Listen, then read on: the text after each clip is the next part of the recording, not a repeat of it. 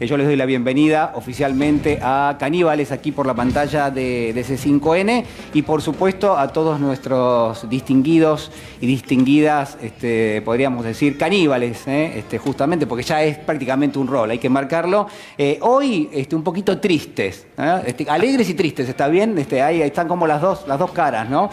¿Por qué? Bueno, porque nos despedimos de el caníbal número 1, como es el doctor Aníbal Fernández, con quien vamos a tener una entrevista exclusiva de entrevista caníbal en instantes nada más. Ya lo escucharon ustedes al doctor Aníbal Fernández, pero lo vamos a tener en instantes con algunos detalles de cómo viene la próxima gestión de gobierno, bueno, y un poquito también con la vivencia personal, ¿no? Que ha sido tan relevante a lo largo de esta semana. Ya presentamos también a nuestra mesa, en este caso la doctora Natalia Salvo. Natalia, ¿cómo estás? Buenas noches. Hoy te tengo a mi derecha. Le estoy ocupando el lugar a Aníbal. No, bueno, claro, vos decís que ahí habría que dejar la silla vacía. Vacía, sería bueno, felicitaciones, Aníbal. Se te va a extrañar, verdaderamente. Pues ya empezamos con las despedidas. Es una buena despedida porque es una despedida con una gran... Sí. Ganancia para todos los argentinos y las argentinas. Yo no me animo a decir metimos un ministro, porque me parece una falta de respeto. No lo voy a decir, pero me lo dijo. Bueno, lo voy a decir a Aníbal. Bueno, Aníbal. El primer gatizador, ahí lo tiene. Bueno, doctor Ubeira, ¿cómo está? Buenas noches. Bueno, usted es el responsable de todo esto, finalmente. No lo hiciste con la pala, José. Parece que el presidente se despertó. Sí. Se ve que también el tema de lo que pasó en las elecciones fue un gran disparador. Yo he sido bastante crítico de este gobierno, justamente por izquierda.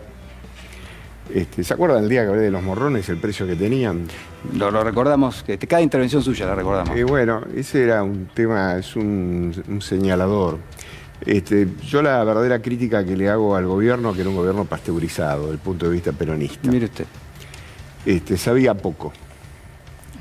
Y ahora lo ve con más sustancia. Y ahora, por fin, la incorporación no solamente de Aníbal, sino de otros ministros con experiencia y con, digamos, la hora de la Argentina no es no es un problema de salvataje de un político. Este es un problema de salvataje de 50 millones de tipos que estamos metidos en un mismo barco y que todos tenemos problemas de diferente calibre y de diferente calado. Así que es para tomárselo muy en serio. Y, digamos, acabó la época del fulbito para empezar a laburar de políticos. Así que la designación de Aníbal, yo la pedí a los gritos, no solamente por lo que pueda llegar a ser el Ministerio de Seguridad, sino fundamentalmente por eso que él acaba de decir recién, porque le da volumen político al gabinete. Y frente a una transición como la que se va a vivir en esta elección, yo tampoco me tiro los pelos por perder una elección de medio término. Le pasó a todos, le ha pasado a Clinton, le pasó a Roosevelt, le pasó a Lincoln, le pasaron a presidentes notabilísimos de la historia y tampoco nos vamos a suicidar. Lo que quiero decir es que generalmente cuando uno está en el medio del desierto y uno mira para los dos lados, generalmente escucha la voz que resulta más fuerte. Moisés fue a hablar con Dios y cuando volvió ya no lo reconocían. Claro. O sea, está claro de que esto pasa. Entonces, ¿por qué no le va a pasar a Alberto Fernández?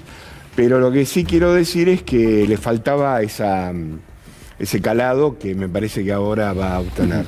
Así que, bueno, nada, sí, me siento un poco padre de la criatura, por lo menos públicamente. Yo decía lo que mucha gente pensaba, que Aníbal Fernández tenía que ser ministro, ocupar un cargo en el gabinete. Así que se vaya, no solamente que no me pone triste, sino que me parece que nos tenemos que congratular todos.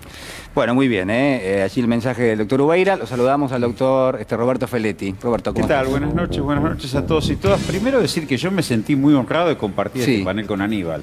Bueno, todos, yo también. Un gran honor, por Aníbal. Supuesto. Sí. Todavía está, de hecho. Te deseo el mayor éxito de gestión y creo que sí, que efectivamente lo que dice el gallego es real. Compañeros con los que me ha tocado trabajar como Filmus, compañeros, un gobernador reelecto como Mansur, tío Aníbal, Julián Domínguez, con los cuales también me ha tocado trabajar. Agregan volumen político a un gabinete que lógicamente fue una derrota electoral y yo comparto la desdramatización que hace Ubeira, pero fue una derrota electoral. Una derrota electoral obliga a recambiar ministros. Y esto no debe ser una tragedia ni un drama, tiene que ser un hecho natural que ocurre en cualquier gobierno. A mí me parece que ahora hay gente con mucha experiencia, con mucho volumen político, y me parece que eso va a cambiar la impronta del gobierno, más allá de los lugares que, por supuesto, cada uno le va a tocar ocupar y va a tocar gestionar. Y también creo, me parece, y que sería bueno y que ocurra así, que la economía se ponga en el centro de la escena. Bien, bueno, eso está pasando, ¿no? Claramente, digo, las reformas que se están haciendo en términos del gabinete, los anuncios que se van a hacer esta semana tienen una orientación vinculada, obviamente, con la cuestión económica. Yo les propongo que en instantes nada más nos metemos de lleno en la entrevista con el doctor Aníbal Fernández, hecha por estos caníbales que están en esta mesa de trabajo, pero, a ver, les pido a cada uno una pequeña venta de lo que vamos a tener con nuestros quinchos, porque hoy también va a haber quinchos, por supuesto, como siempre. Doctora Salvo. Bueno, sabrán que cuando inició la pandemia, la Corte Suprema de Justicia sacó una acordada diciendo que iba a poner a disposición, no eran esos términos en la acordada, pero iba a poner a disposición 40 millones de pesos de los 30.000 millones que tiene el Fondo Contracíclico y que tiene por fin y objetivo paliar diferentes crisis o emergencias. Bueno, vaya si la pandemia respecto al Poder Judicial no lo era. Bueno, no solamente que lo que puso a disposición no fue efectivamente utilizado, no desembolsado con la urgencia o con lo que urge en el Poder Judicial y en su funcionamiento, sino que, bueno, evidentemente son funcionarios también que no funcionan y que no están sometidos al escrutinio popular. Así que algo de eso vamos a hablar. Bueno, importante y relevante. Doctor Ubeira, lo noto hoy. Trajo, a ver, hay gente que pregunta si usted trae la pala siempre en el auto. No, el otro día vi que el diario La Nación hizo un chiste, Sendra, y me copió el... Le está copiando el chiste. Sí, bueno, hay dibujantes, sí que... Bueno, después ya vamos a hablar de ese tema. Del tema de la pala. No, yo lo que tengo para comentar es, para darle el título sería, haz lo que yo te digo, pero no lo que hagas lo que yo te hago, lo que yo hago, ¿no? Y está vinculado al que iba como candidato, se pretende como candidato de presidente de la Corte Suprema, el doctor Rosati, vinculado a que determinadas acciones o determinadas actitudes que él recomienda para otros funcionarios, parece que en la forma práctica de él no las practica. Y bueno, yo particularmente tengo particular crítica con respecto a dos ministros que aceptaron ser ministros por decreto, y el caso de Rosati es un caso interesante. Y vamos a charlar 2 minutos de eso. Muy bien, doctor Feletti. Todo yo voy a proponer abandonar el monetarismo que estuvo... ¿Cómo sería abandonar el monetarismo? Y esto de que el país solo puede ser el volumen de reservas que hay en Banco Central, o una de dos: o aumentamos las reservas del Banco Central, que tal vez con superávit comercial y la deuda reestructurada debiéramos hacer, o empezamos a pensar que Argentina es una economía diversa, que es una economía con mucha base de recursos humanos y que debiera pensar un poco más allá, por lo menos de satisfacer vivienda, indumentaria, alimentos, que son cosas que se producen en este país. Bueno, entonces la discusión va a estar más que interesante, sobre todo teniendo en cuenta cuál es el abanico de posibilidades que se hable para el gobierno nacional y dónde va a estar puesta la intensidad. Y ahora sí, le damos nuevamente la bienvenida al doctor Aníbal Fernández. Él es también todavía hoy, por unos minutos nada más, todavía es un caníbal. Doctor, ¿cómo está? Buenas noches. ¿Cómo va? Bueno, vamos a preguntar todos, por supuesto, pero la primera pregunta es ¿cómo está viviendo este momento en términos, por supuesto, personales, pero también teniendo en cuenta que tuvo usted un encuentro con el presidente de la Nación, quizás en uno de los momentos, yo digo, de mayor tensión en términos políticos, no lo digo en términos institucionales, de eso ya hablaremos más adelante, pero sí hacia adentro del frente de todos. Digo, ¿cómo lo vio el presidente y, bueno, cómo está usted esta noche? La charla fue una charla muy buena. Yo siempre les he contado que tengo un amigo que es presidente, y bueno, el amigo me convocó, y cuando salí hablé con los medios y les dije que no me había ofrecido nada y que no le había pedido nada. No fui a eso, fuimos a hablar de otras cosas que creo que uno puede aportar y que el presidente, entiendo, valora en mi análisis. Charlamos de un montón de cosas que estaban sucediendo y que tenían que ser analizadas como corresponde, y hasta ahí llegó mi amor. No había otra cosa para discutir en ese momento. Después vino la discusión más fuerte para tratar de encontrar un formato. Yo pienso, como dice el gallego, yo los colegas de usted me decían, en esta crisis, para mí no hay crisis. Hay una elección que no se perdió, es una elección de lo que antes era una interna, que ni siquiera prestaban atención unos de otros, y en todo caso en esta primaria se hizo entretenida para un determinado lugar y para otro no, porque no había nada que competir, entonces no había mucho por ver en eso. Sí. Y entonces en esa discusión se tiene que dar otras discusiones que son las que representan los intereses de un pueblo que está esperando más de su gobierno. Ah, bueno, si eso es así, entonces prestemos la atención, porque sirvió a lo mejor para que nosotros lo miráramos, y si vemos que ese pueblo nos está esperando que tengamos gestos concretos y saludables para que resuelvan su vida, mejore su situación, la de sus hijos, la de su escuela, la de todas las cosas que tienen que suceder, habrá que llevarlas a la práctica. Yo lo he dicho alguna vez, que hay dos cosas que no me gustan tibias, el mate y el peronismo, con lo cual las discusiones a mí me tienen sin cuidado. Yo creo que esto hay que ir a fondo, hay que pensar con seriedad. Lo veo al presidente con la lanza en la mano y con las decisiones tomándolas segundo a segundo, y a mí eso me satisface. Bueno, en algún momento de eso me convocó, hay algún entretelón que alguna vez lo contaré, pero ¿por qué no sé? No, todavía no viene al caso esto. Sí. El presidente ya a una determinada hora de la noche, bastante tarde, me mandó un mensaje, sí, proponiéndome puntualmente este tema. Le dije que sí, inmediatamente, porque yo estoy dispuesto a ayudarlo y acompañarlo. A algunos le ha caído bien, a otros le ha caído mal. La realidad es que estas cosas me ponen sin cuidado. De algunos de los que hablan me causan gracia. Y de un señor grandote y de una señora que salieron a criticarme, resulta ser que ellos le robaban la plata a los jubilados, y le robaban la plata a las universidades, y la culpa la tengo yo, que utilicé hace 10 años una frase desafortunada. No tiene mucho sentido. Tengo la cabeza puesta en otro lado. En el día de ayer y de hoy estuve hablando con mucha gente, sí, ya dando tarea para el hogar, digamos, de lo que pienso y de lo que creo, y trabajando fuertemente sobre lo que yo sé que hacia dónde queremos ir, o hacia dónde pretendo ir. He hablado con el presidente de algunas de las cosas, bueno, y trabajando ya de este tema, esperando mañana para que podamos jurar a las 4, y tengo a las 7 una reunión con un gobernador.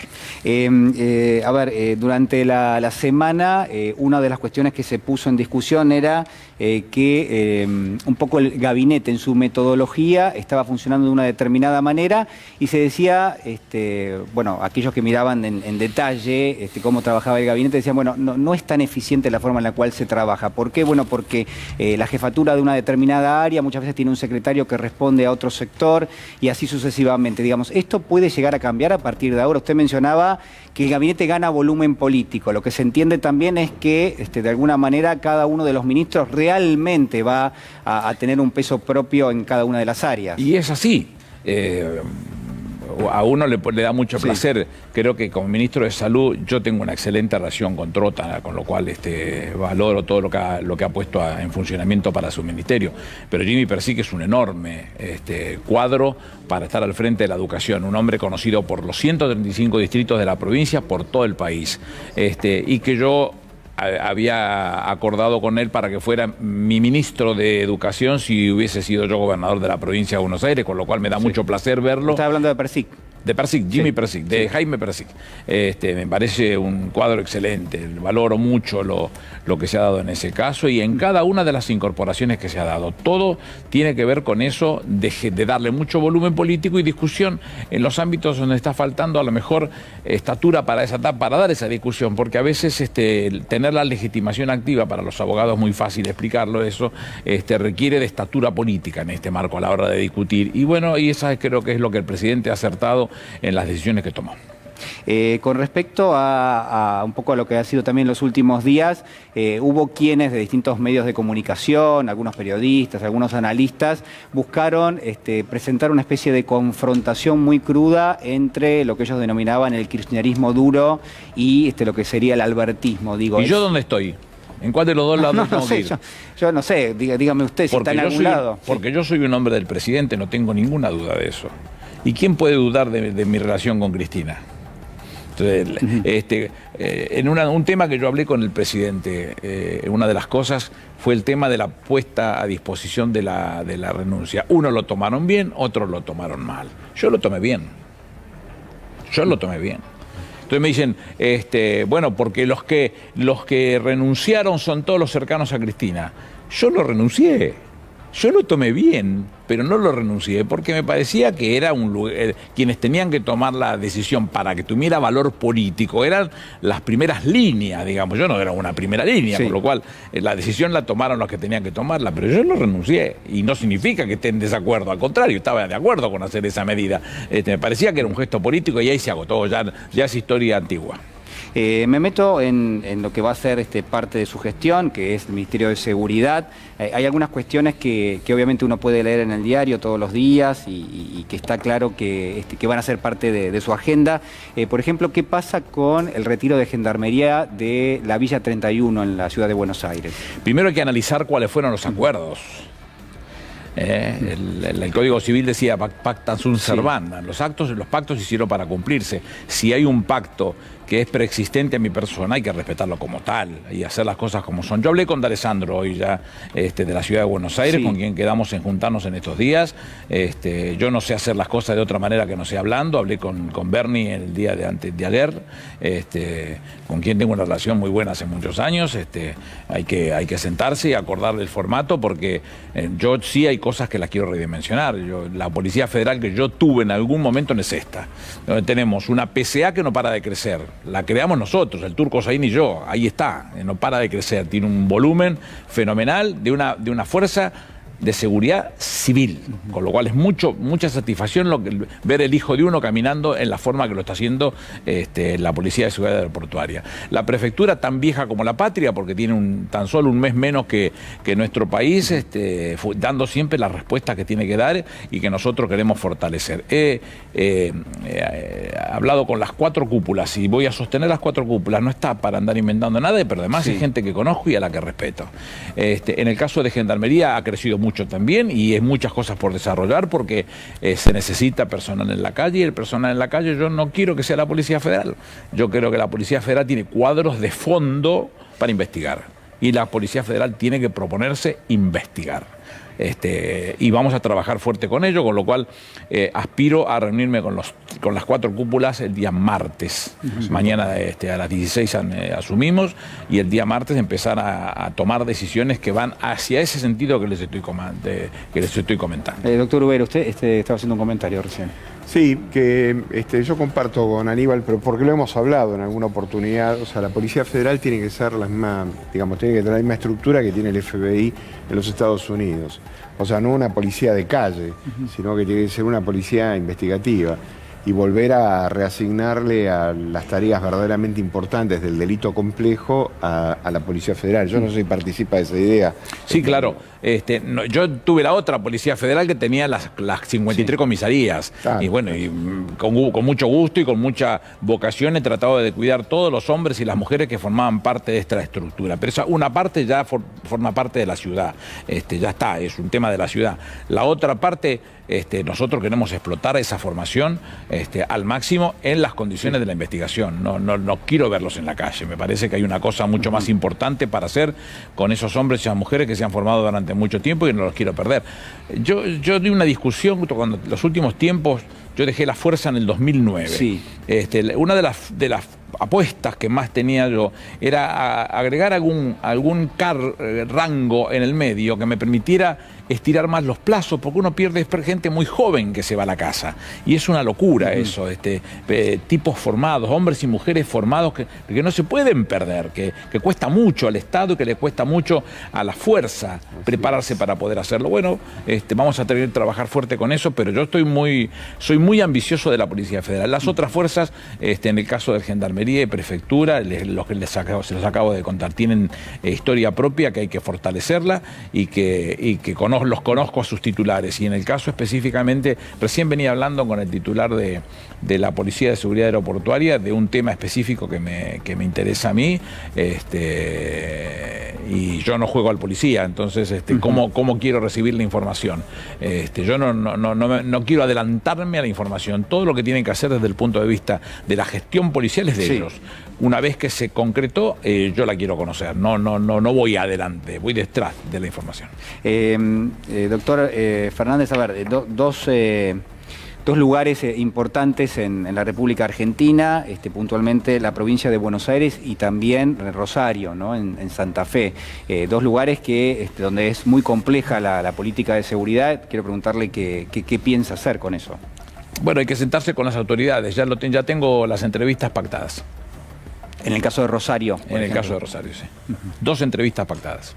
¿Y qué ideas tiene? Se los cuento después, eso, hay que hablar con ellos. Es muy delicado el tema como para utilizarlo como una herramienta de comentario nada más. Un tema delicado que hay que mirarlo con los responsables. ¿Lo mismo en la provincia de Buenos Aires? El conurbano necesita forzosamente un trabajo de esa característica que seguramente con Kicillof y Berni me pondré de acuerdo. Hoy surgió también como tema, creo yo que obviamente se deriva de lo que ha pasado la última semana. Hay quienes dicen que el Frente de Todos podría empezar a dar lugar a una especie de mesa de debate, mesa de consenso, para tratar de que por ahí no se repita lo que ha sido un capítulo esta semana, que uno puede leer como una discusión hacia adentro del Frente de Todos, pero que claramente, tuvo ribetes donde toda la sociedad estuvo atenta a eso. ¿Esto puede existir? ¿Podemos tener a partir de ahora para el Frente de Todos una mesa? Para los que somos profesionales de este tema, sí, miramos distinto que el hombre y la mujer común. Cuando explota esta discusión, automáticamente la discusión se pone a un costado y todas las miradas se van a la discusión. Y la realidad es que las miradas, para los que miramos como uno, a lo mejor por los años que tiene de profesión, van al objetivo. ¿Qué se está discutiendo? Lo que le pasa al hombre y a la mujer común, lo que le pasa al pueblo argentino. De esta forma me tienen sin cuidado. Esto es lo que me preocupa. ¿Estamos dispuestos a darnos cuenta de que a lo mejor no hemos sido lo suficientemente duros como con estas tomas de decisiones? Estados Unidos tomó en 2 años 14 y 14 puntos del Producto Bruto Interno. Pero ellos tienen con qué financiarlo, nosotros no. Debemos haber rondado el 6%. ¿Tenemos con qué financiarlo? No. Va a ser lo que dijo Kicillof, la necesidad de trabajo de reasignación de partidas, pero es un trabajo de Guzmán con el presidente seguramente, que son decisiones que se tienen que pensar y que yo sé que el presidente las tiene, lo he hablado con él, lo tiene en la cabeza, tiene puesto su objetivo en resolver ese tema, independientemente de la elección, que no vamos a ser hipócritas, que no me importa la elección, me importa y mucho, pero me importa mucho más cuando los compañeros, con las compañeras, cuando los hombres y las mujeres y los chiquitos nuestros o los viejos nuestros o las personas con discapacidad no tienen todos sus temas resueltos. Bueno, pero a ver, en función de lo que usted está diciendo y en función de lo que publicó la vicepresidenta, pareciera que si uno hace alguna especie de común denominador, lo que se está pidiendo, lo que pide la vicepresidenta es que haya mayor interacción dentro del Frente de Todos, dentro del gobierno nacional. Yo no creo que sea criticable, al contrario. Pero vuelvo a lo mismo. Sí. Si hay dos cosas que no me gustan tibias, son el mate y el peronismo. No, pero bueno, ese peronismo calentito doctor, es el que más me satisface. En todo caso, es una discusión que entre ellos deben haber saldado, porque acá no se detuvo nada. Hubo un poquitito de ruido, no se detuvo nada. Palo y palo y palo y palo y palo y palo y vamos para adelante porque no hay tiempo que perder, porque hay cosas por resolver, porque me satisface enormemente. Martín Insaurralde, un intendente, como dirían los pibes, perdón la grosería, porque ahora de este lado no lo puedo decirlas más, pero un intendente del carajo, como jefe de gabinete, Leonardini, otro intendente del carajo, como ministro de la Pública, Cristina, un enorme cuadro político. Bueno, entonces estamos yendo en buen camino, es bueno el ejemplo, y no va en desmedro de mi amada Teresa García, que deja el Ministerio de Gobierno, pero en esto lo que va haciéndose es más volumen político para discutir a otro nivel, para tener muchas más reacciones y respuestas como el presidente está reclamando, ¿no? Bien, Natalia. Sí, bueno, una de las preguntas que te iba a hacer, Aníbal, la fuiste respondiendo, que es respecto de la confirmación de las cúpulas de las 4 fuerzas. Pero me interesaría hacerte una pregunta más generalista, sobre todo con el caudal político del que estás mencionando, y es respecto a la noción de seguridad, porque muchas veces la seguridad fue una categoría apropiada por la derecha y me parece interesante todo lo que vos estás volcando para mandar un mensaje respecto de la seguridad como como bien fundamental para una sociedad como la actual. Absoluto, responsable de la vida, los bienes y las libertades de los ciudadanos. Yo me llevo satisfacciones enormes de esas fuerzas, de las 4 fuerzas de seguridad, y pienso repetir el ejemplo. Heráclito decía que el río donde nos bañamos nunca es el mismo. Claro. Bueno, no es el mismo río que yo me bañaba en el 2000 hasta el 2009, no es el mismo río, pero yo sí sé que de las fuerzas puedo sacar el mismo jugo, en el mejor sentido de la palabra. ¿Y cuál es el jugo? Y hacer las cosas bien con tareas profesionales como lo hemos hecho desde ese momento. Yo tengo el lujo de decir que después de 5 años, del 20 de agosto del 2004 al 8 de julio del 2009, me fui sin un herido y sin un muerto. Y yo no pienso cambiar ese récord, porque esa satisfacción y además ser responsable de muchas de las políticas para adentro que cuidan a nuestros hombres y nuestras mujeres, porque cuando nosotros salimos a trabajar, Dios mediante, todos sabemos que vamos y volvemos, pero nuestras profesiones de estas 4 fuerzas son los que más riesgo tienen de no saber qué va a pasar. Y lo primero que hay que hacer es proteger a su familia de alguien que está dispuesto a poner en riesgo su propia vida para cuidar a los otros. Entonces nuestra responsabilidad tiene que ser esa, cuidarlo como fuerza, respetarlo como fuerza. Nosotros no somos de estos que tienen la mano larga y que les gusta pegarles a los otros. Nosotros creemos que eso no es así, que se puede hacer de la misma manera buscando una inteligencia política para encontrarle soluciones a los problemas. Roberto.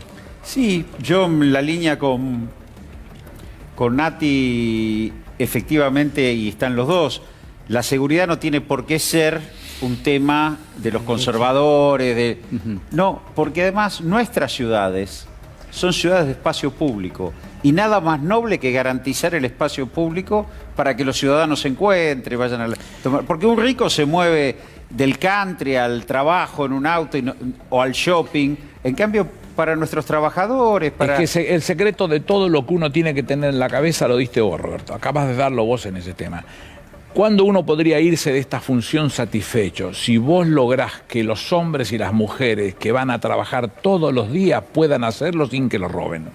Claro. Sin poner en riesgo su familia, sin poner en riesgo su vida, sin tener que hacer nada extraño. Que puedan salir de su casa como todas las mañanas, tomar su colectivo, su tren, todo lo que tenga que hacer, llegar a su trabajo, volver de la misma manera cansado, sin tener que estar con el corazón en la boca. Y bueno, esa es la tarea que nos tendremos que proponer. Ese es el gran objetivo, digamos. Claro. Aparte, nuestras avenidas son avenidas comerciales, con locales a la calle, donde la gente que sale a ver vidrieras, esto es la ciudadanía caminando tranquilamente. Sí. Y eso creo que es... Y Aníbal lo va a hacer, aparte. Ese es el objetivo. Aníbal lo va a hacer. Ese es el objetivo. A ver, algunas veces muchas veces se habla de mayor política en seguridad y hay quienes entienden mayor mano dura.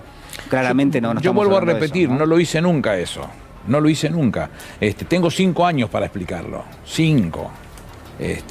No lo hice nunca, no creo en ese tipo de cosas. No creo que lastimando a los otros, y mucho menos a vulnerables, se encuentren soluciones. Para ello se necesita gente que hable, que trate de sentarse, que encuentren alternativas para salir de esa situación y encontrando formatos que nos sirvan. Bueno, en aquel momento éramos mucha la presencia de la Policía Federal, donde teníamos un grupo como la Ducat que habíamos creado en aquel momento y que nos permitió hasta una vez, creo que Cancha Argentino Juniors, sacar a 64 señores que generaban un conflicto determinado de arriba, con el cuidado del caso y sin arma de fuego.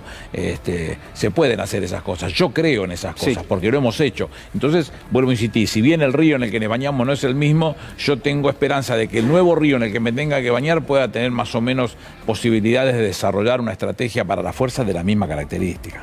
Doctor. Sí, yo soy un convencido, de toda la vida, ¿no? Que una hora, por ejemplo, de Martínez de Oz en el gobierno o una hora de Macri en el gobierno alcanza con 50 años de venta de Paco en las villas. ¿Cómo es eso? Claro, o sea, cuando miramos el volumen del delito, a la gente obviamente le genera un desastre social el tema de venta de Paco, el tema de droga y qué sé yo. Pero una hora en el poder de los del guante blanco han significado por ahí a lo mejor 50 años de crimen semi-organizado en el sistema de villas. Entonces, cuando se habla de las políticas de seguridad, tiene mucho que ver con que la criminalización en general es el anverso de la medalla o el reverso de la medalla de la pobreza. En verdad, la seguridad es un antitérmico que la sociedad le da para tranquilizar en un momento determinado el estado de conciencia, pero digamos la enfermedad principal es el problema social. Entonces me parece que es bueno tener un ministro de Seguridad que tenga en claro que la brutalidad no es precisamente la solución para resolver los problemas, sino operar inteligentemente sobre determinado tipo de áreas. Y ya que estoy acá, me permito pasarle un aviso a Aníbal. El primer exportador de granos que ahí tenemos en Latinoamérica es Paraguay. Y resulta que hay un agujero en el esquema de frontera entre la República Argentina y Paraguay que hace que tengamos un contrabando formidable vinculado al tema de exportación de granos. Son divisas que se pierden y que no se cobran. Entonces me parece que más allá, digamos, del problema concreto que hay en la provincia de Buenos Aires, es bueno que la gente sepa que entre lo que era en su momento determinado la Policía Federal y la comisaría más lejana había 220 kilómetros. Entre el jefe de la policía de la provincia de Buenos Aires y la comisaría más lejana hay un país. La provincia de Buenos Aires creo que tiene 2.700 kilómetros más que Italia. Entonces, los esquemas de seguridad son completamente distintos. Claro. Entonces, me parece que a lo que apunta Aníbal, y que yo me congratulo que pase, es que no es brutalizar la policía ni brutalizar los sistemas, sino fundamentalmente optimizarlos para que de alguna manera los que son verdaderos delincuentes paguen, nada más. Doctor Fernández, ¿qué pasa con la formación de las fuerzas? Digo, hay ahí... Nuestras fuerzas siempre han tenido mucha formación y nosotros hemos trabajado fuertemente para que esa formación le diera una plusvalía a cada tarea que tuvieran que llevar a la práctica. Ustedes verán hasta cuando las tropas se mueven, tienen cuidado y ritmo que haga que uno aproveche más la fuerza sin tener que llegar a extremos innecesarios y buscar a los mejores para los lugares importantes. Yo me congratulaba, y nunca nadie lo dijo, y yo lo voy a decir ahora por primera vez, pero siendo los 4 años de gobierno, y ustedes saben lo que opino, voy a tratar de ser prudente, por lo menos ahora, porque ya todo lo que dije lo dije. Sí, yo lo tengo acá anotado, pero ya no lo puedo decir. Nosotros designamos en algún momento como responsable de la lucha contra el narcotráfico, el gobierno de Macri lo tuvo los 4 años como jefe de policía. Entonces tan malos no fuimos en designar personal. Creíamos que había hombres y mujeres de estatura para llevar adelante esa tarea específicamente. Y en el caso que estoy hablando de Néstor Roncaglia, satisfizo enormemente lo que hizo como en narcotráfico y seguramente lo que hizo como jefe de policía. Tengo entendido que inclusive ahora participa de la tarea de Cambiemos. No me quita ningún puntito de la valoración que he tenido siempre por él. Con nosotros en narcotráfico fue ejemplar y después tan ejemplar de haber sido que eso valió que le dieran la jefatura de policía y que hoy lo consiguieran en un cuadro cercano a su persona. Será su historia, pero digo yo, nosotros tenemos la visión de buscar los mejores al mejor ritmo y a la mejor velocidad posible para que esos sean los que formen a su vez a los cuadros que los sigan. Yo tenía una cúpula en ese momento con Néstor Valleca y con el Gordo Oriolo que era ejemplar. Hoy son mis amigos. En aquel momento era la cúpula de la Policía Federal con quien nos entendíamos. Yo no jugué al policía nunca. No juego al policía, pero yo tomo decisiones. No creo en... Perón decía que la guerra era algo lo suficientemente importante como para dejarla en manos de los militares. Entonces yo la troqué y la parafraseé diciendo que la seguridad es lo suficientemente importante como para dejarla en manos de los policías. La seguridad es de los civiles. Nunca más puede pasar lo de Maldonado. Nunca más puede pasar lo de Nahuel. Esas cosas hay que tratarlas, charlarlas, hablarlas y buscar responsables. Y yo tengo una confianza muy fuerte en las 4 fuerzas porque las conozco, porque me fui, nunca quise perder el contacto y porque el trabajo lo hice siempre de la manera que pude, así que estoy muy contento, veo posibilidades ciertas de poder hacer lo que uno quiere. Me dijo recién, no juego al policía. No juego al policía. ¿Eso es referido a alguien en especial? No. ¿Qué quiero decir con jugar al policía? Que estos que se disfrazan y todo ese tipo de cosas, yo no. Yo soy un tipo serio. Soy un tipo grande y un tipo serio. Sí. Que tomo decisiones en serio y cuando las tomo, y no vuelvo para atrás ni aunque vengan degollando. Pero para eso hay que hablar con los profesionales, y los profesionales los mejores. Bueno, nosotros tendremos nuestros profesionales al mejor nivel, a la mejor estatura, tomando decisiones por parte de un civil, que esta es la responsabilidad que uno tiene. Y esa es la crítica que yo tanto hice con el tema de Maldonado. Doctor, por supuesto, digo por supuesto porque lamentablemente digo, ya nada nos sorprende, varios medios hegemónicos de comunicación salieron a atacarlo ni bien fue designado. Bueno, sí, lo vi. tenemos pero se enoja el chancho y se come. No, pero tenemos un largo muestrario, no vamos a usar todo, pero a ver, le mostramos algunas cosas, no sé si usted quiere hacer alguna respuesta o no. Señor director, a ver, no le digo sorpréndame, pero ¿qué le parece? A ver, ahí está. Bueno, esto de Nick, ¿no? Dice, sí. Asumió como nuevo ministro Aníbal Fernández y dijo, eso de que Alberto volvió a ser Conchita es solo una sensación. Yo creo que ustedes están haciendo lo que yo no quise hacer en todo el día, que es darle un ring a este señor. ¿Está esperando que alguien le pegue un cachetazo en términos boxísticos para subirlo al ring? Yo no. Si ustedes quieren hacerlo cuando háganlo. Pero me importa un comino lo que él y el gato digan. Bueno, él y el gato serían uno, ¿no? Gaturro estamos hablando. No lo sé. Porque a veces aparecen tantas cosas que son de otros y después aparecen en sus... usted dice que... claro, son de otros, pero aparecen ahí que no sé si el gato es de él, qué sé yo. Bueno, a ver, señor director, no sé si tenemos alguna otra... Claro, porque la verdad que hay de todo, doctor, ya como caníbal se lo digo. Calma, Argentina, ya estamos atando los piolines de nuevo. Bueno, a ver, Son los agravios al presidente. El presidente tiene el lomo de 5 pulgadas. A esta altura, perder el tiempo en esto tampoco tiene mucho sentido. Bueno, después hay otras cuestiones, digamos, hay declaraciones. María Eugenia Vidal lo subió a Ricardo López Murphy, un poco a la campaña. López Murphy ha tenido algunos conceptos bastante duros. Pero sí. Ricardo López Murphy el breve... Eso es de un filósofo contemporáneo de la zona norte llamado Ubeira. Ubeira, claro. López Murphy el breve. Por el mandato, le robó la plata a los jubilados y a las universidades, y resulta que la culpa es mía por utilizar una frase desafortunada. Ya está, no perdamos el tiempo.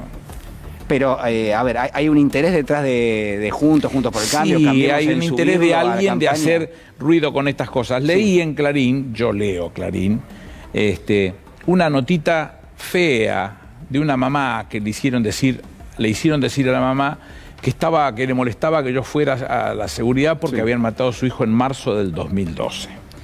Yo fui responsable de la fuerza hasta el 8 de julio del 2009, que asumí como jefe de gabinete.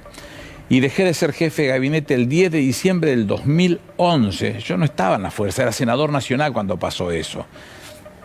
Me duele el alma, pobre mujer que ha perdido a su hijo. Y por su hijo, por supuesto, que Dios lo tenga en la gloria, pero yo no tengo nada que ver con eso, y mucho menos por haber utilizado una frase desafortunada hace 10 años. Ya pasó, qué sé yo. No, doctor, yo estoy convencido que lo que más molesta de la designación de Aníbal es justamente eso. O sea, una de las cosas que más se ha boicoteado de la presencia de Aníbal para que pudiera conformar el tema del gabinete es el volumen político que tiene Aníbal. O sea, en verdad el trabajo de la derecha en la Argentina y de los medios es estupendo. O sea, primero te guionan para que determinadas cosas surjan para el imaginario popular de determinada manera, y después te castran los propios candidatos que de alguna manera pueden expresar una posición política interesante e importante. Por eso yo... yo fui un crítico enorme de la doctora Lozardo como ministra de Justicia antes de la pandemia. O sea, digamos, no tuve ningún problema en decir que el sistema judicial, si iba a estar representado, el Poder Ejecutivo iba a estar representado por Marta Lozardo, tenía muy pocas posibilidades. Y sin embargo fui un gran impulsor, digamos, de que una persona como Aníbal lo primero que hacen es castrarte el candidato. Te sacan el tipo que sabe positivamente que a ellos les genera un problema. Entonces, yo sabía que cuando largaran el globo sonda de que Aníbal fuera al Ministerio de Seguridad o al Ministerio que fuera, a que fuera Ciencia y Técnica, dirían que es un burro, dirían que esto, dirían que lo otro. No se animan a decir lo de la morsa.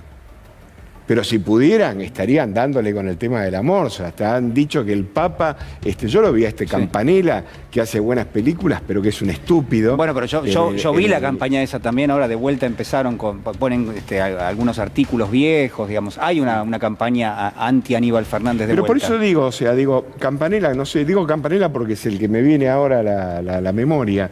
Pero vi concretamente que hacía una alusión a que había que llamar al Papa para que Aníbal no viniera. O sea, yo realmente creo que hay que ser muy pelotudo, hay que estar muy triste en la vida para hacer una cosa de esta naturaleza.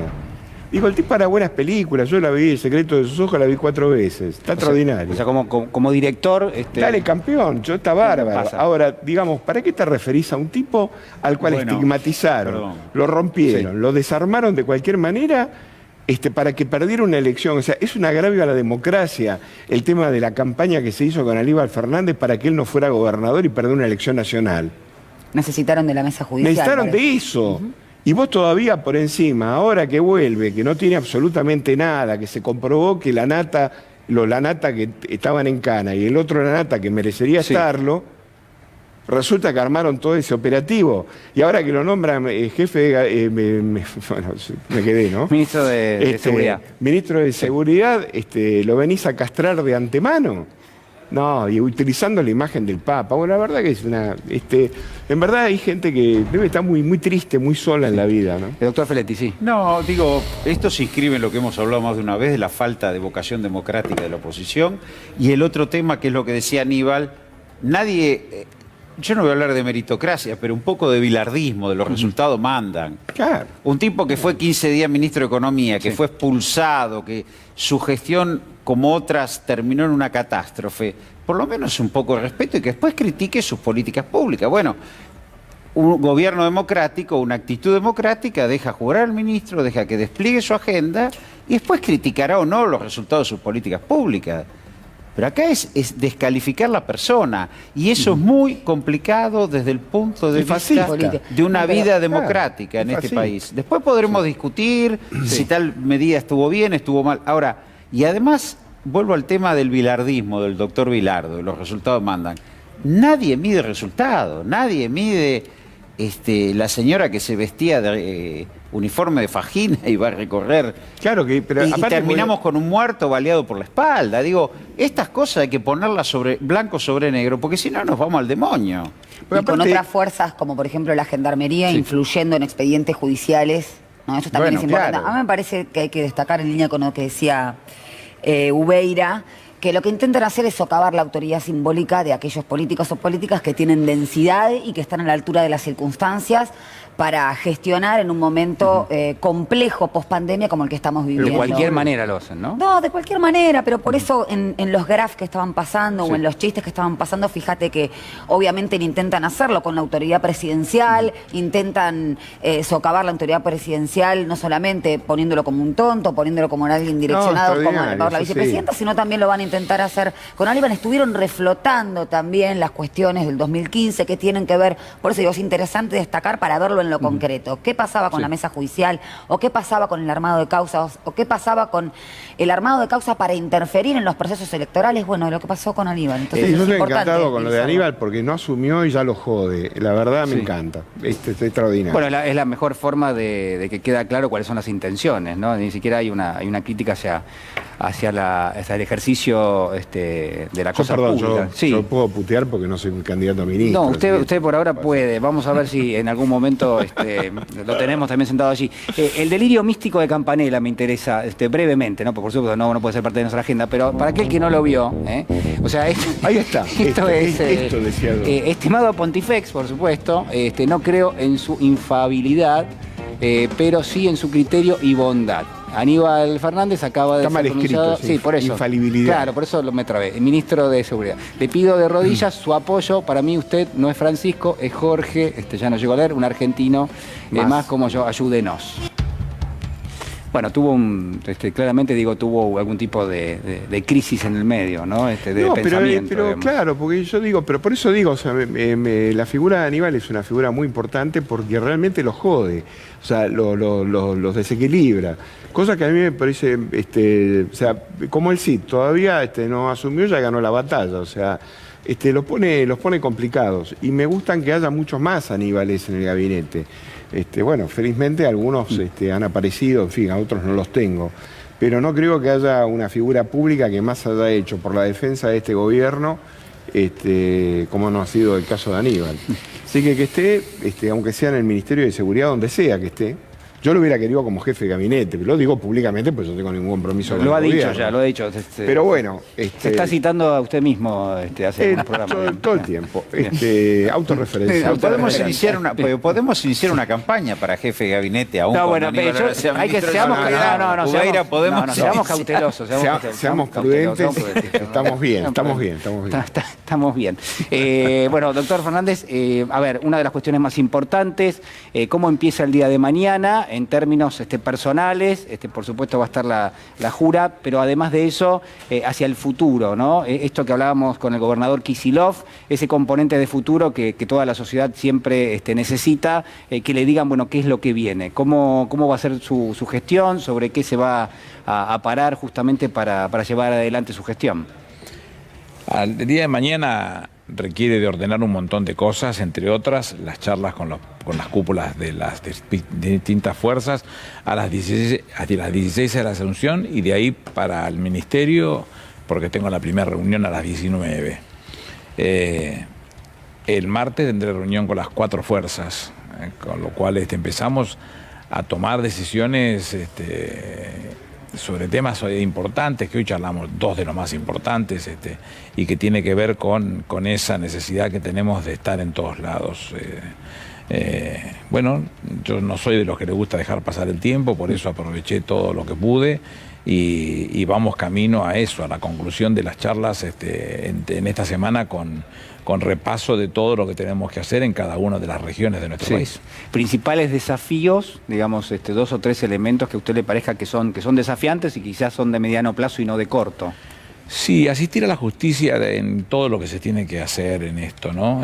Creo que la Policía Federal trabajando fuertemente con su responsabilidad de investigación va a encontrar en buena parte de la justicia conclusiones importantes y respuestas a lo que estamos buscando nosotros para salir de los temas y con las otras fuerzas federales participando en los lugares que sea fortalecimiento con las provincias o con las regiones para encontrar realmente respuestas a las soluciones que se están exigiendo y que tienen que ser así. Te insisto, soy muy optimista. Hay muchísimos mensajes, ¿no? Nuestro hashtag Aníbales en C5N, que siempre es tendencia, bueno, hoy por supuesto lo es también. Yo no sé si alguno de ustedes quiere decirle algo, porque ya casi que tiene el bolsito hecho. Yo aprovecho para decirle a los 1800 mensajes que me mandaron que es imposible contestar. Claro, no va a poder contestar. No se puede contestar en este momento, ¿no? Sí, doctor. Digo, así como están los agravios que hacen estos tipos, yo tengo parvas de mensajes deseándote éxito en la gestión, estamos con vos, fuerza, digo, eso también a veces en algún momento hay que ponerlo en valor, ¿no? Porque alguien porque después se dice los políticos, alguien que transitó la calle de la política, cargos muy importantes y que está parado acá y que está dando la cara y que se carga asumir esta responsabilidad, es un hombre de Estado. Y está refrendado por miles y miles y miles de compañeros que han participado, que han militado. Eso también me parece que hay que ponerlo blanco sobre. Pero me han llamado muchos dirigentes, legisladores e intendentes de la oposición. Muchos. Bueno, con lo cual no está todo perdido en Argentina. No.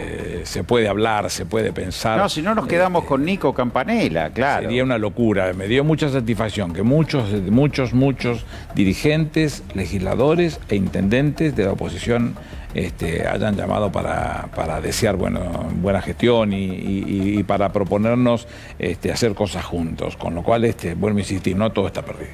Natalia. Bueno, no, desearle a Aníbal, primero decirle que sí, que fue un placer compartir el panel con él, un orgullo. La verdad que le deseo toda la suerte, va a estar a la altura de las circunstancias y bueno, es bueno para todos los argentinos y las argentinas, sin filiación política, eso me parece importante. Es un político con trayectoria, también he recibido infinidad de mensajes con mucha esperanza, con mucho entusiasmo militante, y a aquellos que no pertenecen a la política también. Así que bueno, hacértelo llegar con todo el afecto que seguramente me fueron transmitidos. Te doy uno, la senadora Sí. Marilyn Sagnón acaba de mandarte. Muchísimas gracias. Yo no quiero decir la cantidad de mensajes que hay, Sí. que hay muchísima gente mirando en este momento. Doctor Fernández, para mí ha sido un gustazo enorme. Es una persona, ustedes lo conocen, es muy generosa, tiene una cultura vastísima, ¿no? Es un placer enorme haber trabajado con él. Por supuesto, lo que viene es muy importante, es un gran desafío, y ojalá, tenga toda la suerte del mundo en la gestión. Doctor Vera, lo dejo para el final porque usted es casi una especie del padre casi de la criatura. Y sí, es un poco así, No, yo acaba de decir algo Aníbal que me acaba de pasar esta semana en el ámbito judicial, ¿no? Digamos, en general yo hablo con todos dentro de la justicia. Todos saben en qué vereda estoy y por eso de alguna manera hablan conmigo estando exactamente en la vereda opósita, ¿no? Sacando algunos casos infranqueables que hay dentro del sistema judicial, hay una tendencia muy parecida, y la verdad que la saludo porque me pasó esta semana, muy parecida a la que acaba de recitar Aníbal con respecto al tema de gente, para el mejor, intendentes o... ¿no? Y me parece como que hay un grado de susto enorme en que este resultado se afiance, porque si no nos vamos a quedar sin gobierno, o sea, nos vamos a quedar con una estructura de gobierno debilitada, lo cual es sumamente peligroso, o sea, a nadie le causó gracia todo esto que está pasando. Entonces, las elecciones de noviembre tienen un costado interesante, y hay mucha gente que está en la oposición y que de alguna manera... Bueno, para decirlo rápido, son gorilas viejos de tribunales, que tampoco les gusta todo este marco de desenfreno que ha ocurrido y toda esta persecución que se ha dado. O sea que han hablado conmigo como para empezar a bajar decibeles, porque esto nos lleva a un lugar de desastre a todos. Bueno, nada, coincido con Aníbal, hay que desarmar un poco la brutalidad con la que se venían desarrollando las cosas en el país. Y me da una enorme satisfacción de que, bueno, lo acabo de decir, ¿no? De que sea él el que esté en el Ministerio de Seguridad o en cualquier cargo público. No todos los argentinos tenemos la oportunidad de disfrutar de una persona que fue ministro no sé cuántas veces. Y me parece que es una enorme reivindicación política para vos el tema de que vuelvas nuevamente a los primeros planos, de donde nunca debiste de haber salido. Nada más que eso. Aníbal, un mensaje, bueno, por supuesto para esta mesa, que te aprecia mucho, pero también para todos tus televidentes que los tenés, y claramente digo, la evidencia de esto es que sos tendencia. No, digo, bueno, tomémonos, es un pequeño gusto, ya te dejamos en la función pública, pero digo, ¿hay algún mensaje, hay algo que quieras decir? Nada, yo no sé hacer cosas tibias, vuelvo a insistir lo mismo. Siempre creí, siendo un hombre casi... de una formación católica sui generis, creo que en los últimos 40 años comulgué 3 veces y qué sé yo. El fundador del Opus Dei, Escrivá de Balaguer, dice que las cosas cuando hay que hacerlas se hacen sin miramientos. Así es. Si no hubiera sido así, dice, Iñaki de Loyola no hubiese sido San Ignacio de Loyola y Teresa Ahumada no hubiese sido Santa Teresa de Jesús. Bueno, las cosas hay que hacerlas sin miramientos y a eso vamos. Ojalá Dios nos ilumine para que las cosas salgan bien. Muy bien, Aníbal, bueno, muchísimas gracias. Bueno, ahí está el reloj de Hueira. Este es el reloj que poníamos siempre para marcar que el doctor Aníbal Fernández se tenía que ir a dormir, que no sabíamos qué estaba haciendo acá, ¿no? Porque al otro día tenía que ir a la Casa Rosada. No, y aparte ahora tiene que planchar el traje para No, todo. ¿Tiene todo preparado, doctor? Todo, Sí, tiene todo listo. Tiene todo hasta preparado. los zapatos lustrados. Muy bien, está pero esta vez sí, esta vez el reloj es para que se vaya yendo para su casa, para prepararse. Y nosotros, por supuesto, nos vamos a meter en... ¿La pasó bien? Muy bien. Bueno, muchas gracias. Un gran Nos saludo, podemos saludar. muchísimas gracias. Ahora lo vamos a estar saludando. Vamos a compartir un informe chiquito de 2 minutos sobre el voto del pueblo. Mírenlo.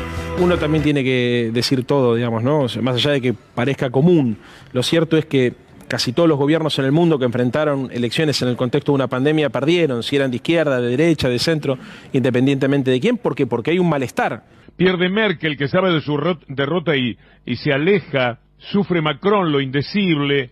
pierde plebiscito el gobierno de México, cae Piñera, cayó Trump, cae Bolsonaro, gana Vox. A la derecha y a la izquierda, la pandemia las ha decapitado. Entonces, no es joda tener a la gente encerrada, no es joda que la economía se caiga, no es joda la dificultad de recuperar ingresos, más cuando uno venía ya de una crisis como la que veníamos nosotros. ¿Cómo salimos de la pandemia? No hay duda, salimos con más producción, con más inversión. Ahora, las herramientas que utilizamos para esa salida claramente tienen que tomar un dinamismo que hasta aquí no logramos que lo tengan. Creo que ese es el debate interno de nuestra fuerza. Acá hay que revisar rápidamente el enfoque económico completo. Yo creo que estamos asistiendo a un fracaso muy fuerte de las ideas de Guzmán, ¿no? Me encantaría contar con digamos, la situación macroeconómica que tenía la Argentina cuando Mauro Wu fue ministro de Economía, ¿no? En el peor momento, después del desastre total. Entonces, ¿cómo no vas a comerte un sopapo gigantesco si la economía está destrozada, la economía de la gente? No es que no llega a fin de mes la gente que no tiene trabajo, la gente que tiene trabajo no llega a fin de mes. ¿Fue demasiado optimista el peronismo por creer que unido era imbatible?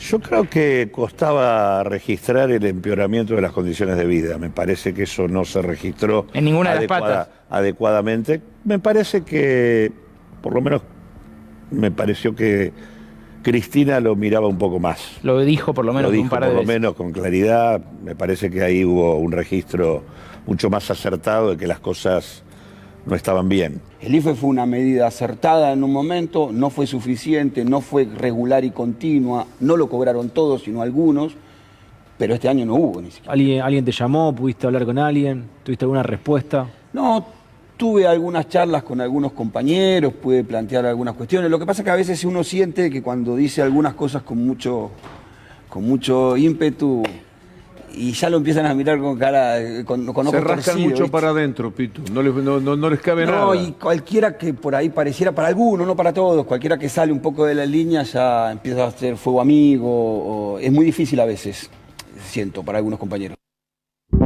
Bueno, a ver, el Frente de Todos paró la elección con una campaña en dos ejes fundamentales. Por un lado, vacunación y por otro lado, lo que podríamos denominar estamos saliendo, que referenciaba obviamente la cuestión sanitaria, pero también hacía un foco en términos de lo económico, de lo socioeconómico. ¿Qué faltó? Y en todo caso, esto es parte de una especie de catarsis, ¿no? Donde tratamos de identificar en cada uno, bueno, por supuesto los periodistas, dónde faltó fuerza, dónde faltó intensidad y sobre todo un componente de futuro. En este programa dijimos, y lo ratifico, y va a ser así, que la salida de la pandemia en la segunda mitad del año empezaba a repechar la curva de la crisis, pero también decíamos que falta para adelante un gran esfuerzo. Yo creo que lo que faltó fue empujar la salida de la crisis con una inyección de plata, sobre todo bien dirigida al consumo, una política de ingresos mucho más agresiva, que apuntalara con vigor esta salida. Y por el otro, un control de los mercados monopólicos, que esa plata en la calle no se la licúen los precios. Acá es más plata en la calle e impedir que se la lige la inflación. De acá a noviembre no hay muchas cosas. Ahora, una cosa que yo lo anticipé en el quincho y lo digo rápido, que fue parte de esta polémica: Argentina produce alimentos, Argentina produce energía, Argentina produce materiales de fibra natural en textiles, Argentina tiene una base industrial. Digo, para eso no hace falta dólares, porque este tema que hemos escuchado esta semana, que si más de 8.500 millones de dólares el país es 8.500 millones de dólares y nada más. No es así. Si el pueblo argentino estuviera hoy, como lo estuvo en el 2015, en una frontera del complejo electrónico donde cambia electrodomésticos, autos, que demandan divisas, podríamos discutirlo. Hoy necesitamos vivienda, alimentos, indumentaria, y esa es la reactivación que hay que brindar. Y eso no requiere dólares. Eso se puede producir sin dólares. Eso se puede producir sin dólares. Lo que pasa es que los monopolios de producción dolarizan las ganancias y es lo que presiona en el mercado. Bueno, pero eso es control. No podemos estar perdiendo 1.000 millones de dólares por mes en sostener la brecha, el contado con liqui. Digo, terminemos con esto. Digo, y vuelvo al tema. Un shock de reactivación en el corto, plata y que no se la coma la inflación. Y después, además, empezar a pensar alimentos, energía, vivienda, cosas que fácilmente puede tener el pueblo, indumentaria. Bueno, pero ahí, a ver, me parece que es importante mencionar esto. La Argentina está creciendo a una tasa casi del 8%, pero la reactivación económica no llega a la gente. Pero ahí estamos dando vuelta, recién lo decíamos también acá, la caída del lustro nefasto, Macri más pandemia, son 14% de contracción.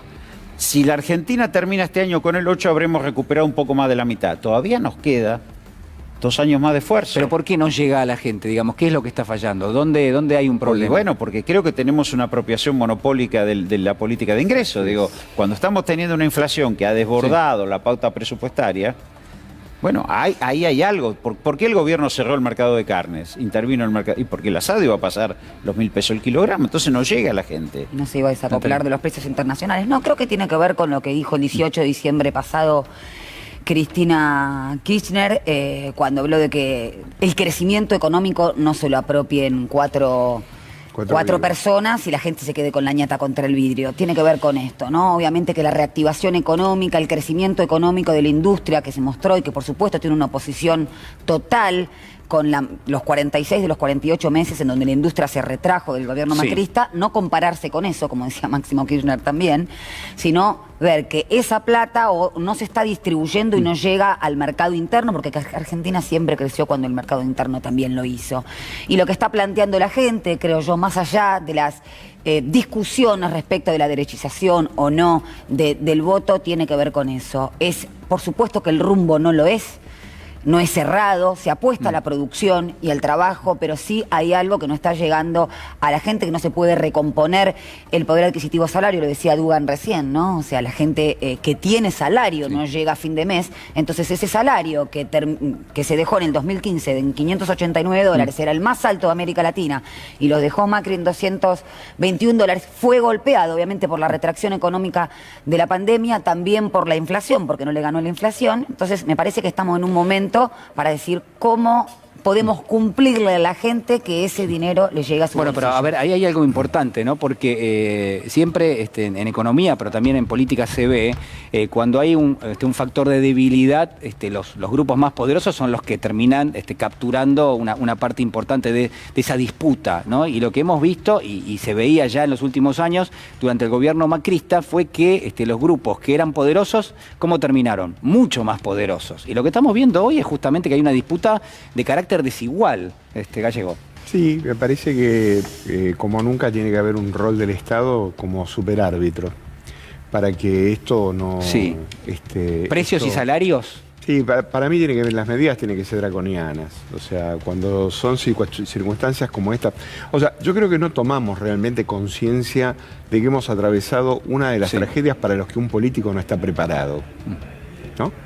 Yo lo digo siempre, el caso de Churchill atravesó la Segunda Guerra Mundial, fue prácticamente el líder indiscutido de la Segunda Guerra Mundial, sacó a su país de una catástrofe, y cuando lo fueron a votar en el 45 le votaron en contra.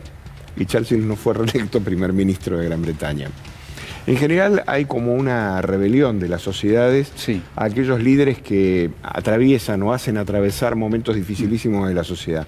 Tiene mucho que ver con el tema de la psicología.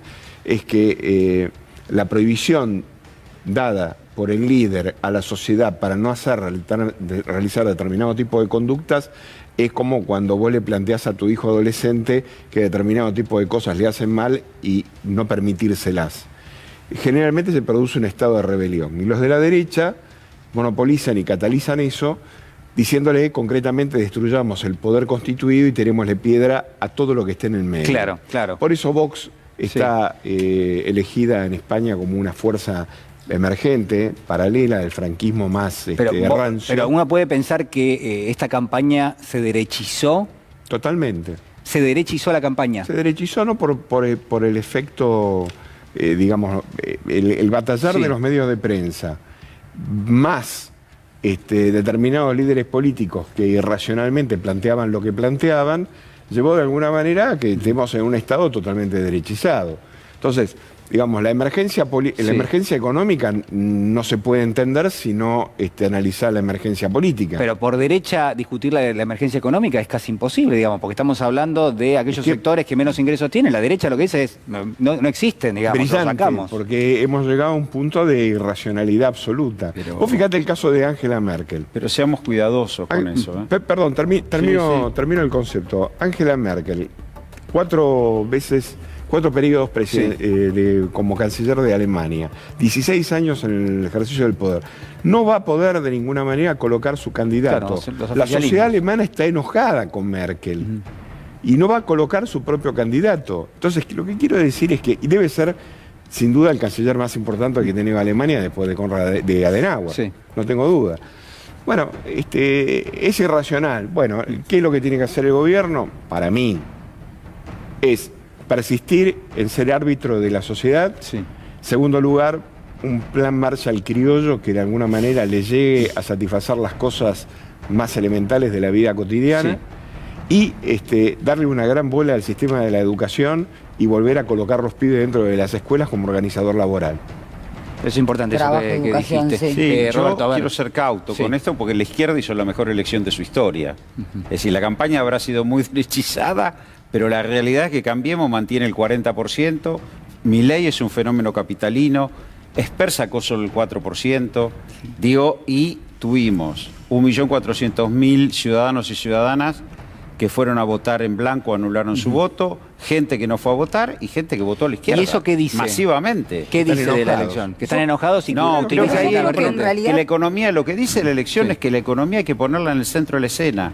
Que el contrato electoral del 2019 fue energía y alimentos baratos y una política de ingresos agresiva. Sí. Pero además, y esto no se verificó.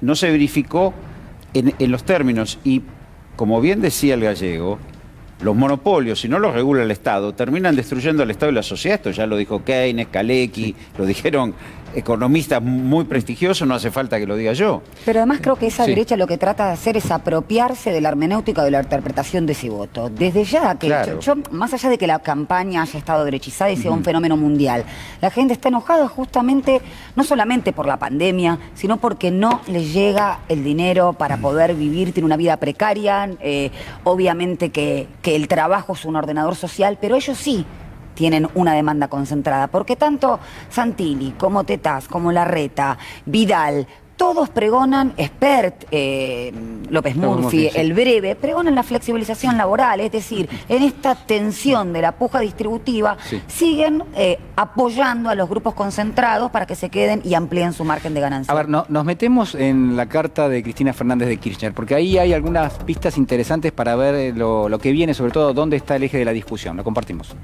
O sea, Cristina se carga la jerarquía institucional. O lo que se deja entender es que la que está atacando la institucionalidad es Cristina, está mirando fuera el tarro. Si hay alguien que aportó todo lo que había que aportar, incluyendo el mayor caudal electoral, más todo su esfuerzo, más su paso al costado, y si hay alguien que no va a atentar contra la institucionalidad del Frente de Todos, es Cristina. Esta decisión la tiene que tomar al presidente, que es él tendría que denunciar un autogolpe. Y si nos encontramos que una mayoría de los argentinos decimos basta, eso va a generar un aire nuevo el lunes diciendo, bueno, esto o cambian o se van a ir, ¿no? En el tiempo se van a tener que ir. Él tendría que denunciar un autogolpe. Nosotros somos mirados por la sociedad como la posible sustitución de este gobierno en la medida de las elecciones del 2021, ¿no? Sustitución de este gobierno en la medida de las elecciones del 2021, ¿no? Él tendría que denunciar ante la OEA un golpe. ¡Vamos, vamos, vamos, vamos, vamos, vamos, vamos! ¡Vamos que se van! ¡Vamos que se van! Digo, tenemos que respetar el mandato hasta que se le termine. Renuncia indeclinable. Él tendría que denunciar un autogolpe. Nadie puede pensar, como algún sector del periodismo intentó instalar, que Cristina Kirchner quiere quebrar un frente de gobierno que ella armó en 2 años. Claro, claro. Cuando tomé la decisión, y lo hago en la primera persona del singular, porque fue realmente así, de proponer a Alberto Fernández como candidato a presidente de todos los argentinos y las argentinas, lo hice con la convicción de que era lo mejor para mi patria.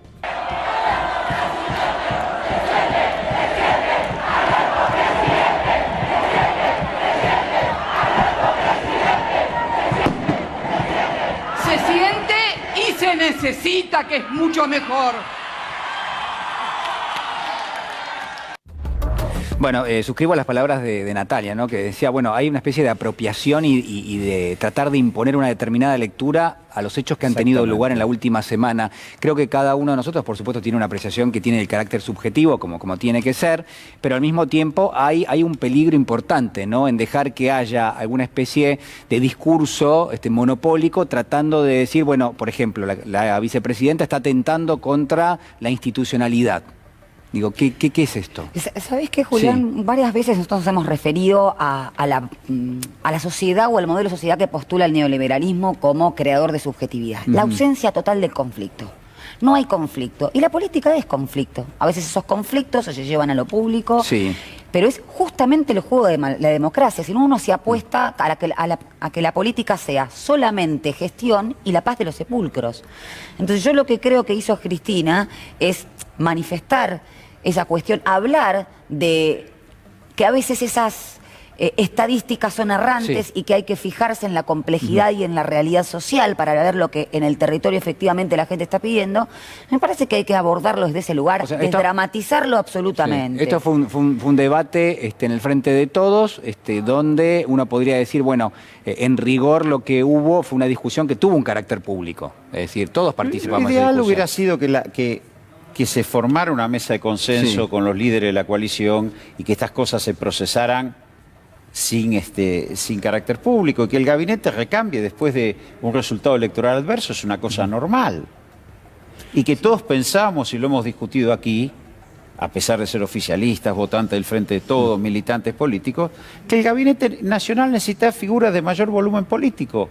Está bien, pero esa es la decisión que está detrás de lo que vimos. Claro, a lo mejor se procesó en el marco de tensiones. Lo que hay, insisto, porque esto es muy importante tener en cuenta, pues si no leemos mal la sociedad, digo, Cambiemos sacó 40% de los votos más o menos en el 2017, volvió a sacar 40 en el 2019, volvió a sacar 40 ahora. No hay más votos, más porcentaje de Cambiemos. Lo que hace Cambiemos es, sobre ese esquema, embestir y plantear una pulsión antidemocrática que de este programa, tanto el Gallego, Nati, Aníbal, lo veníamos diciendo. Digo, la embestida de decir, bueno, perdieron las elecciones, no se pueden arreglar, y sin embargo se recambió el gabinete, seguramente se van a anunciar políticas públicas rápidamente y se saldrá adelante y se volverá a discutir y la ciudadanía volverá a expresarse en noviembre. Bueno, no es para discutirlo ahora, pero hay algunos politólogos que lo que plantean es que el sistema de coaliciones está pensado para un sistema parlamentarista y que en cambio, si uno lo traslada al presidencialismo, bueno, ahí es como que hace un poquito más de ruido, ¿no? Pero no es coalición de otro partido, son líderes dentro del peronismo que han procesado su interna dentro del peronismo en el marco de un acuerdo que bien lo señala Cristina.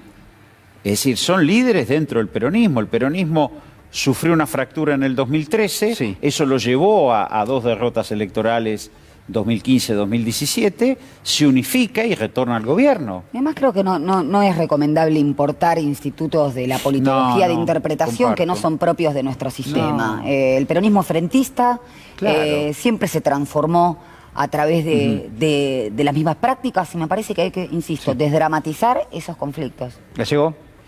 Sí, a mí el tema del striptease político me encanta, ¿no?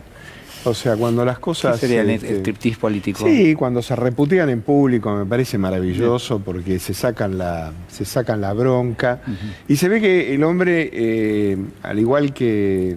O sea, yo vengo haciendo prédica de muchas cosas de que el gobierno tenía que cambiar y el gobierno no las cambiaba. Y en materia judicial estamos cuando vinimos de España. O sea, estamos en el punto cero. Estamos ni arrancamos todavía. Entonces, quiero decir que seguramente en las 19 reuniones que tuvo Cristina Fernández con el presidente, le debe haber remarcado hasta el cansancio, mirá que vamos mal, y resulta que no fue mal. o de las elecciones son una demostración de que le fue mal.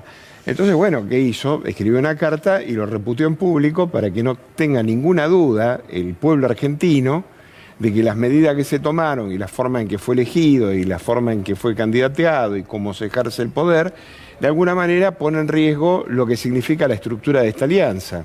O sea, lo que le acaba de remarcar es, mirá, es por acá, porque si no es por acá, esto se parte.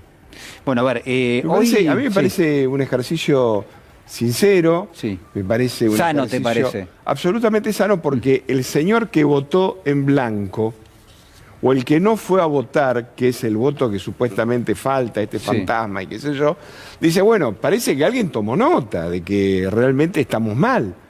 Bueno, y esto me parece que es un ejercicio sano, venturoso, claro, porque uno podría más seguido. A ver, no es sano poder abrir una discusión sobre la política económica como la estamos abriendo, es sano. Y este escenario lo permitió. Sí. A ver, hoy Máximo Kirchner, el titular del bloque de diputados del Frente de Todos, rompió el silencio después de algunos días, después del resultado de las PASO. Lo hizo en una entrevista en Radio del Plata con el periodista Horacio Berbisky. Este es el recorte que hace Ámbito.com. Máximo Kirchner rompió el silencio y habló sobre el resultado de las PASO. El titular del bloque de diputados del Frente de Todos consideró que lo central no son las elecciones de noviembre, sino mejorar la calidad de vida de la gente. Se generó un sainete desde algún lugar para buscar un pequeño rédito coyuntural que no iba a suceder, sostuvo sobre la interna de la coalición oficialista. Esto es lo que marcó Máximo Kirchner.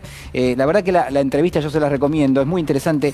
Hay algunas, es una entrevista bastante larga y me parece que es importante. A ver, tenemos unos textuales y ahora les cuento lo que había traído para analizar. Bueno, dice, esto decía Máximo Kirchner, no trabajo con una tele en el despacho, entró, bueno, le preguntaban acá cómo había seguido un poco las alternativas de lo que terminó siendo esa discusión pública y la renuncia del ministro del Interior, Guado de Pedro, ¿no? Entró un compañero, me dijo lo que estaba pasando, no entendía por qué se estaba hablando de la institucionalidad cuando no se estaba hablando de eso, conociendo a Cristina, nada más lejos de eso. Por supuesto, es lo que digo yo, o sea, se cortó una discusión de raíz, porque la única forma de no generar una crisis institucional es, las crisis institucionales cuando se producen el secretismo y la oscuridad.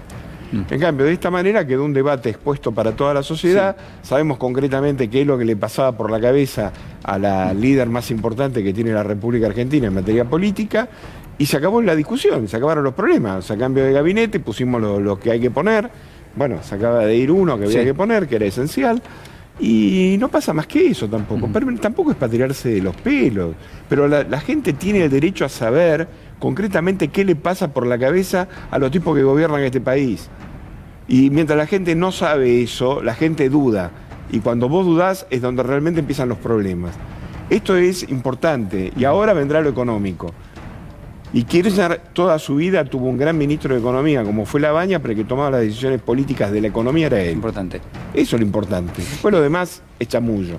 Máximo Kirchner, entre otras cuestiones, diagnostica una realidad que dice él que es muy compleja, ¿no?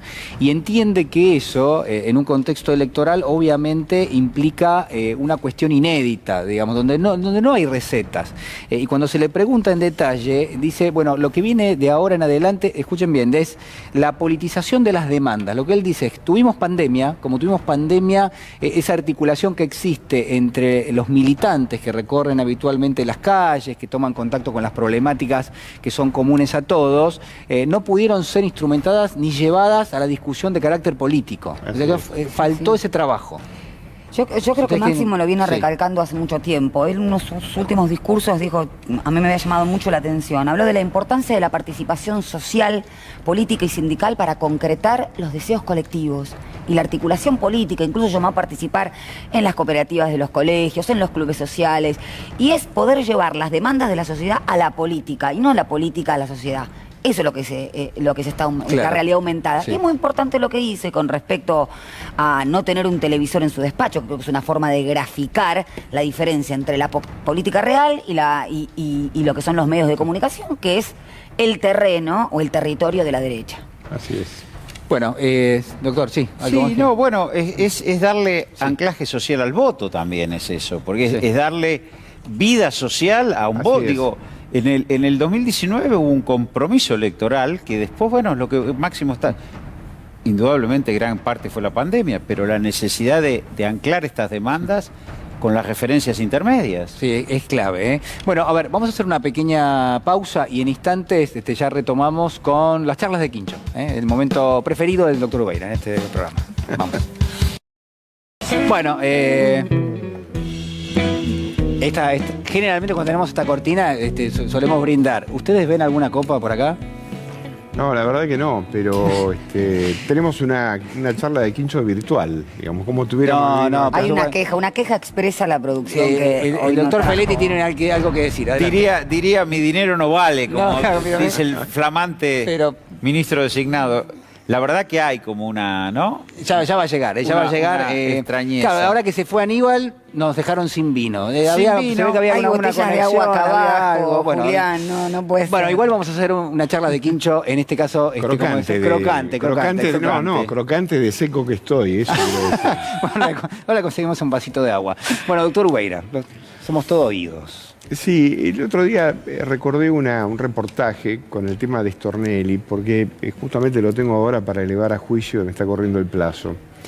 Y recuerdo una frase del doctor Rosati, en la cual dijo que cuando Stornelli no se presentaba y se mantenía rebelde, que cualquier funcionario público que hubiera sido llamado por cualquier juez debía presentarse inmediatamente al llamado.